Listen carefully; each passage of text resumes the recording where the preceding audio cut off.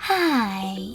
In front of me is Lenovo tab P11 Gen 2, and today I would like to show you how you can install and apply iOS Launcher on this tablet.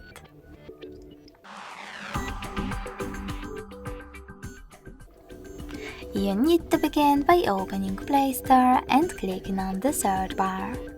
Then type in iOS Launcher. Finally, you can get this free app from this developer, and when it's ready, open it.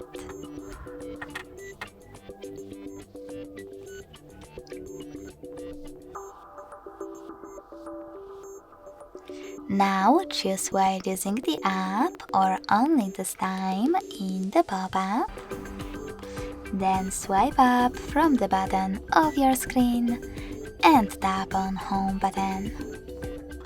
Over here, access Settings. Scroll down and tap on Apps. Then you need to click on Default Apps and select Home app. Last but not least, click on iOS Launcher and select OK and got it in the pop-ups. So when I do that, as you can see, Apple Layout was applied successfully on my tablet.